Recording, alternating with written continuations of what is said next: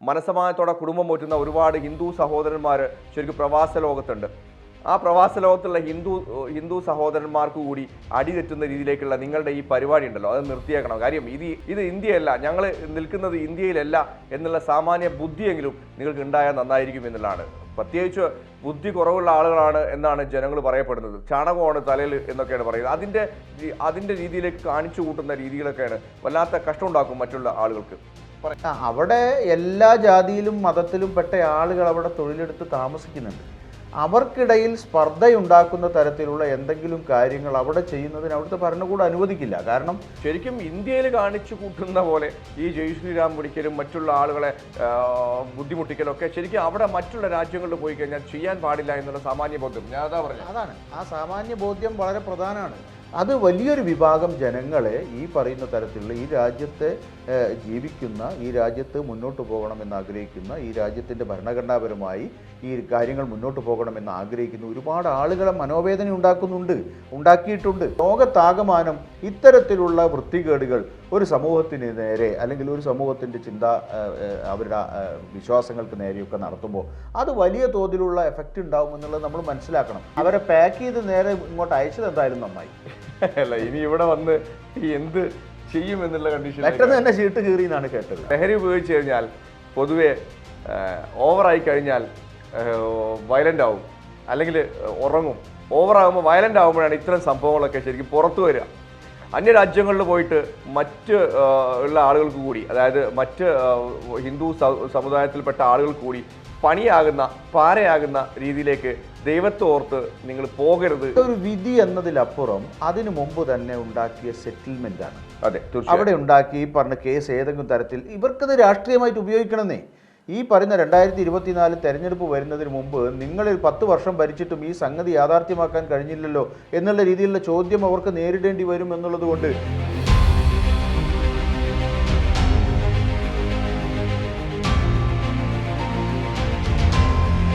നമസ്കാരം, എല്ലാ പ്രേക്ഷകർക്കും സ്വാഗതം. ഞങ്ങളിങ്ങനെ ചർച്ച തുടരുകയാണ്. ഓരോ ദിവസങ്ങൾ ഓരോ വിഷയങ്ങൾ കിട്ടുന്ന സമയത്താണ് ഞങ്ങൾ ചർച്ച തുടരുന്നത്.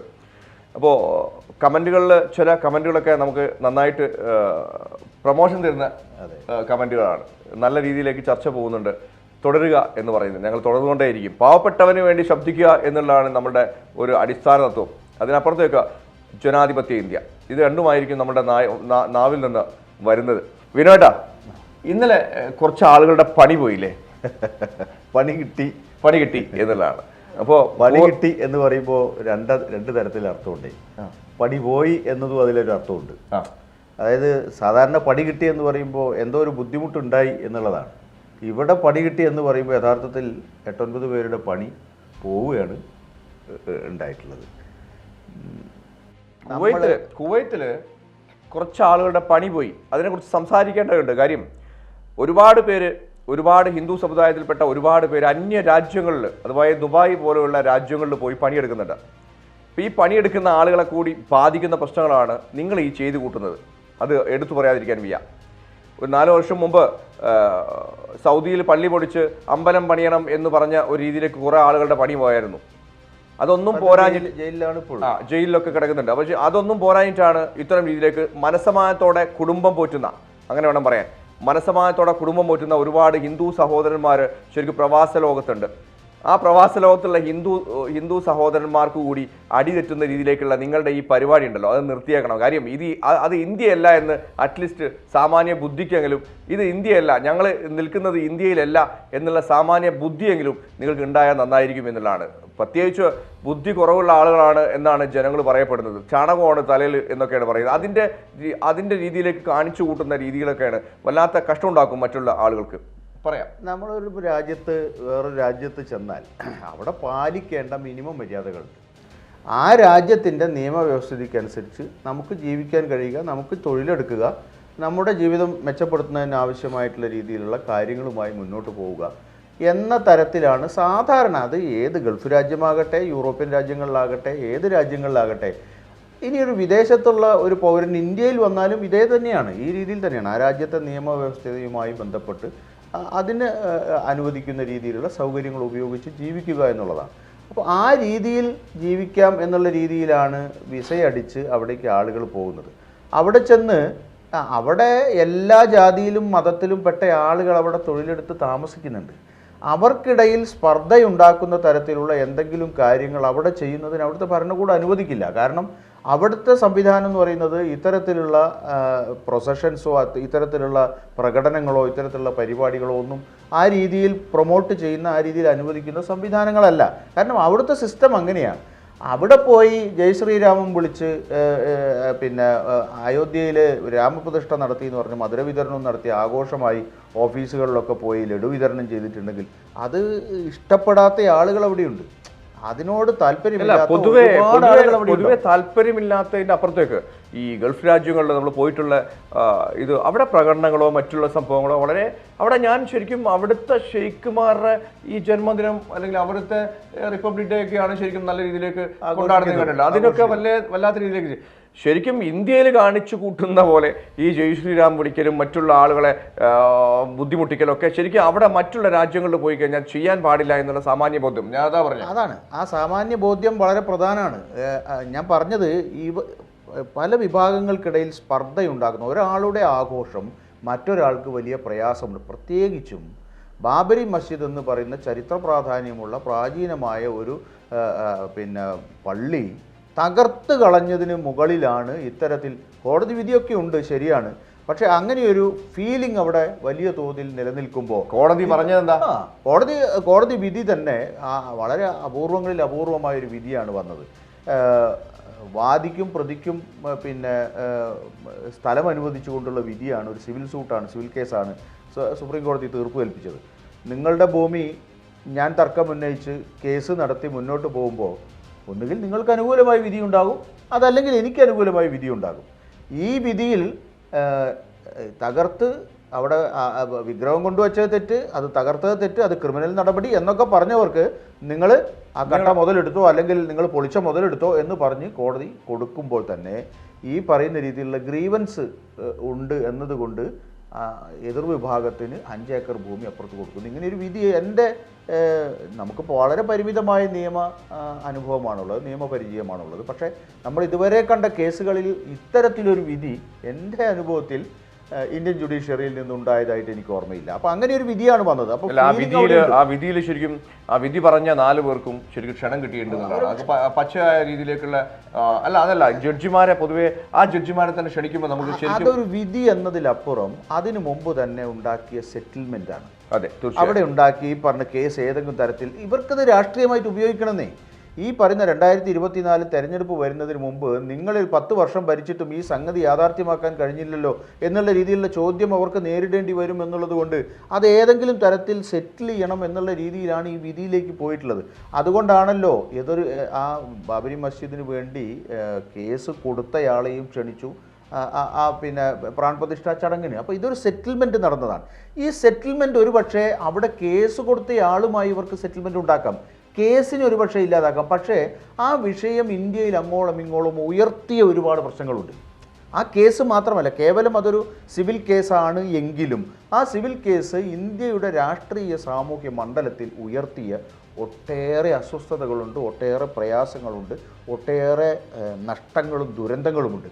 ഇത് ആ കേസിൻ്റെ വിധി കൊണ്ട് മാത്രം നിൽക്കുന്നതല്ല. അതാ ഞാൻ പറഞ്ഞത്, അങ്ങനെ ഒരു കേസിൻ്റെ വിധി ഉണ്ടായി, ആ കേസ് കൊടുത്ത ആൾക്ക് പരാതിയില്ലല്ലോ എന്ന് പറയുന്നിടത്ത് അതിലൊരു കാര്യമില്ല. അത് വലിയൊരു വിഭാഗം ജനങ്ങളെ ഈ പറയുന്ന തരത്തിലുള്ള ഈ രാജ്യത്തെ ജീവിക്കുന്ന, ഈ രാജ്യത്ത് മുന്നോട്ട് പോകണമെന്ന് ആഗ്രഹിക്കുന്ന, ഈ രാജ്യത്തിൻ്റെ ഭരണഘടനാപരമായി ഈ കാര്യങ്ങൾ മുന്നോട്ട് പോകണമെന്ന് ആഗ്രഹിക്കുന്ന ഒരുപാട് ആളുകളെ മനോവേദന ഉണ്ടാക്കിയിട്ടുണ്ട്. അപ്പോൾ അങ്ങനെ ഒരു സാഹചര്യം ഇന്ത്യയിൽ തന്നെ നിലനിൽക്കുമ്പോൾ വിദേശ രാജ്യങ്ങളിൽ ചെന്ന് ഇന്ത്യക്കാർ ധാരാളം തിങ്ങി താമസിക്കുന്ന സ്ഥലമാണ് കുവൈറ്റ്, അതുപോലെ തന്നെ ദുബായിയൊക്കെ. അപ്പം അവിടെ ചെന്ന് ഇത്തരത്തിലുള്ള ആഘോഷങ്ങൾ ഇവിടെ കേവലം അതൊരു ക്ഷേത്രം പണി അല്ലെങ്കിൽ അതിൻ്റെ ഒരു ഉദ്ഘാടനമല്ല, അത് ഇത്തരത്തിലുള്ളൊരു പൊളിറ്റിക്കൽ ഒരു നേട്ടത്തിൻ്റെ അല്ലെങ്കിൽ രാഷ്ട്രീയമായി അവർക്ക് ഉപയോഗിക്കാൻ കഴിയുന്ന ഒരു കാര്യത്തിൻ്റെ ആഘോഷ പ്രകടനമാണ് നടക്കുന്നത്. അത് പലപ്പോഴും അവിടെ സ്പർദ്ധയുണ്ടാക്കുമെന്നുള്ള കാര്യത്തിൽ തർക്കമില്ല. നമ്മൾ കണ്ടതാണല്ലോ ബാബരി മസ്ജിദ് ഡിമോളിഷന് ശേഷം നമ്മൾ പലപ്പോഴും കണ്ടിട്ടുണ്ട് ഗൾഫ് നാടുകളിലേക്കൊക്കെ തൊഴിലിന് വിളിക്കുന്ന നോട്ടിഫിക്കേഷൻസ് വരുന്ന സമയത്ത് മുസ്ലിംസ് ബാർ ക്രിസ്ത്യൻസ് ഓൺലി എന്ന് പറയുന്ന രീതിയിലേക്ക് ആ സംഭവം പോയിട്ടുണ്ടെങ്കിൽ ലോകത്താകമാനം ഇത്തരത്തിലുള്ള വൃത്തികേടുകൾ ഒരു സമൂഹത്തിന് നേരെ അല്ലെങ്കിൽ ഒരു സമൂഹത്തിൻ്റെ അവരുടെ വിശ്വാസങ്ങൾക്ക് നേരെയൊക്കെ നടത്തുമ്പോൾ അത് വലിയ തോതിലുള്ള എഫക്റ്റ് ഉണ്ടാവും എന്നുള്ളത് നമ്മൾ മനസ്സിലാക്കണം. അപ്പോൾ അങ്ങനെയുള്ള രാജ്യത്ത് ചെന്ന് ഈ തരത്തിലുള്ള അഭ്യാസ പ്രകടനങ്ങൾ കാണിക്കുന്നത് ഒരു തരത്തിലും നമ്മുടെ രാജ്യത്തിനും ഗുണമല്ല, അവരുടെ രാജ്യത്തിനും ഗുണകരമല്ല, നാടിൻ്റെ സമാധാനത്തിനും ഗുണകരമല്ല. അതുകൊണ്ട് അവരെ പാക്ക് ചെയ്ത് നേരെ ഇങ്ങോട്ട് അയച്ചത് എന്തായാലും നന്നായി. അല്ല, ഇനി ഇവിടെ വന്ന് എന്ത് ചെയ്യും എന്നുള്ള കണ്ടീഷൻ പെട്ടെന്ന് തന്നെ ഷീട്ട് കീറി എന്നാണ് കേട്ടത്. അതായത് ഒരു കാര്യം കൂടെ പറയാം, ഇത് ശരിക്കും മതം എന്ന് പറയുന്ന സാധനം വല്ലാത്തൊരു ലഹരിയാണ്. ഈ ലഹരി എന്ന് പറയുമ്പം വല്ലാത്ത ലഹരിയാണ്. സിഗരറ്റ് വലിച്ച് അല്ലെങ്കിൽ മറ്റുള്ള ലഹരി പദാർത്ഥങ്ങൾ ഉപയോഗിച്ച് അത് ഒന്നുകിൽ ഓവറായി കഴിഞ്ഞാൽ ശരിക്കും എന്ത് ചെയ്യും, വയലൻ്റ് ആവും. അത് കുറഞ്ഞു കഴിഞ്ഞാൽ കിടന്നുറങ്ങും. ഇതാണ് സ്വാഭാവികമായിട്ട് പതിവ്. ലഹരി ഉപയോഗിച്ച് കഴിഞ്ഞാൽ പൊതുവെ ഓവറായി കഴിഞ്ഞാൽ വയലൻ്റ് ആവും, അല്ലെങ്കിൽ ഉറങ്ങും. ഓവറാകുമ്പോൾ വയലൻ്റ് ആകുമ്പോഴാണ് ഇത്തരം സംഭവങ്ങളൊക്കെ ശരിക്കും പുറത്തു വരിക. അന്യരാജ്യങ്ങളിൽ പോയിട്ട് മറ്റ് ഉള്ള ആളുകൾക്ക് കൂടി, അതായത് മറ്റ് ഹിന്ദു സമുദായത്തിൽപ്പെട്ട ആളുകൾക്ക് കൂടി പണിയാകുന്ന പാരയാകുന്ന രീതിയിലേക്ക് ദൈവത്തെ ഓർത്ത് നിങ്ങൾ പോകരുത് എന്നാണ് എനിക്ക് പറയാനുള്ളത്. പിന്നെ പ്രത്യേകിച്ച് പോകരുത് എന്ന് പറഞ്ഞിട്ട് കാര്യമില്ല. അതും അവിടെയും ഞങ്ങൾക്ക് അവകാശമുണ്ട്, ഞങ്ങൾക്ക് ഇന്ത്യയിൽ പോലെ അവകാശമുണ്ട് എന്നൊക്കെ പോയി കുവൈത്തിലോ സൗദിയിലൊക്കെ പോയി കഴിഞ്ഞാൽ മിക്കവാറും തല കാണാൻ സാധ്യതയില്ല. ആ രാജ്യത്തിൻ്റെ നിയമങ്ങൾ പാലിക്കുക. അപ്പോൾ നമ്മൾ വേറൊരു പ്രധാനപ്പെട്ട വിഷയം, ഈ പറയുന്ന രീതിയിലുള്ള ഒരു തീവ്രവാദത്തിൻ്റെ ലെവലിലേക്ക് പല ഭാഗത്ത് രാജ്യങ്ങളിലെ തീവ്രവാദ മുസ്ലിം കമ്മ്യൂണിറ്റി അതിൻ്റെ പേരിൽ എന്തെല്ലാം അനുഭവിക്കുന്നുണ്ട് ഒരുപാട്. മാമുക്കോയ എന്ന് പറയുന്ന അദ്ദേഹം മരണപ്പെട്ടു. അദ്ദേഹം ഓസ്ട്രേലിയയിൽ ചെന്നപ്പോൾ അദ്ദേഹത്തിനുണ്ടായ ഒരു അനുഭവം പറഞ്ഞു. ഞാൻ ഷാറുഖ് ഖാൻ അല്ല എന്ന് അദ്ദേഹം വളരെ തമാശയോടുകൂടി പറയുന്നുണ്ട്. പക്ഷേ എൻ്റെ പേര് വായിച്ചപ്പോൾ അവർക്ക് മനസ്സിലായില്ല മാമുക്കോയ ഏതാ ജാതി ഏതാ മതം മനസ്സിലായി. പക്ഷേ എൻ്റെ അച്ഛൻ്റെ പേരിൽ, എൻ്റെ പിതാവിൻ്റെ പേരിൽ മുഹമ്മദ് എന്നാണ് വന്നിട്ടുള്ളത്. പക്ഷേ അതിനുശേഷം അദ്ദേഹത്തെ അവിടെ പിടിച്ചു വെച്ച് ആ വിമാനത്താവളത്തിൽ നിന്ന് അദ്ദേഹത്തിന് പുറത്തിറങ്ങാൻ വളരെയധികം സമയം എടുക്കുന്ന സ്ഥിതിയിലേക്ക് പോയി. എന്താ കാരണം? ഇത്തരത്തിലുള്ള വൃത്തികേടുകൾ കാണിക്കുമ്പോൾ ഇത് ഒരു അവരുടെ രാഷ്ട്രീയം അവിടെ നടത്തുകയല്ല പ്രശ്നം. അവിടെ ആയിരക്കണക്കിന് ആളുകൾ അവിടെ താമസിക്കുന്നുണ്ട്, ആയിരക്കണക്കിന് ആളുകൾ ജോലിയെടുക്കുന്നുണ്ട്. അവരെയൊക്കെ ബാധിക്കുന്ന രീതിയിലുള്ള രാഷ്ട്രീയ നാടകങ്ങൾ ഇത്തരം രാജ്യങ്ങളിൽ ചെന്ന് കളിച്ചാൽ അത് വേറെ തരത്തിലുള്ള ബുദ്ധിമുട്ടായി നാളേക്ക് മാറുമെന്നുള്ളത് അവർ മനസ്സിലാക്കേണ്ടതുണ്ട്. അല്ല, ഇത് മാറിക്കഴിഞ്ഞു എന്നുള്ളതാണ് ശരിക്കും. അന്യ രാജ്യങ്ങൾ അല്ലെങ്കിൽ ദുബായ് നാട്, ഗൾഫ് രാജ്യങ്ങളിലൊക്കെ ശരിക്കും ഇത്തരം പണിഷ്മെന്റ് കൊടുക്കുന്നത് ഇത് വീണ്ടും ആവർത്തിക്കരുതെന്ന് വെച്ചിട്ടാണ്. ഈ പറയുന്ന ആളുകൾ കേരളത്തിൽ വ്യവസായം ഉണ്ടോ, തൊഴിലുണ്ടോ, മറ്റ് കൃഷിയുണ്ടോ, എന്തെങ്കിലും സംവിധാനം ഉണ്ടോ?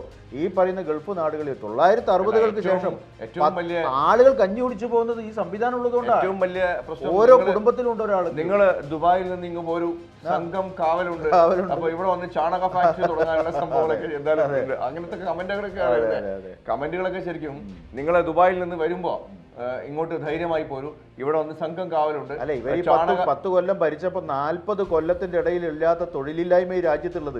ക്ഷേത്രം പണിതുകൊണ്ടോ പ്രതിമ ഉണ്ടാക്കിയോണ്ടൊന്നും കാര്യമില്ല. അതൊന്നും വിനോട്ട അതൊന്നും അവരോട് പറയരുത്. അല്ല, പറഞ്ഞിട്ടൊരു കാര്യമില്ല. ഇപ്പോഴും ഇന്ത്യ വല്ലാത്ത രീതിയിലേക്കാണ്, വല്ലാത്തൊരു ഭയങ്കര വളർച്ചയിലേക്കാണ്. ഇവിടുത്തെ ആളുകള് വിദ്യാസമ്പന്നരായ ചെറുപ്പക്കാർ തൊഴിൽ കിട്ടാൻ സ്കിൽഡ് ആവട്ടെ അൺസ്കിൽഡ് ആവട്ടെ ഈ പറയുന്ന രാജ്യങ്ങളിൽ പോയി തൊഴിലെടുത്തിട്ടില്ലെങ്കിൽ എന്താവും കേരളത്തിന്റെ അവസ്ഥ?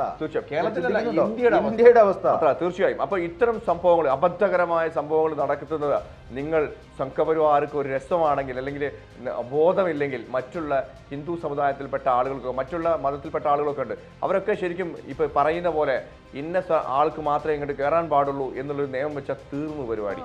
അപ്പോൾ നന്ദി, നമസ്കാരം.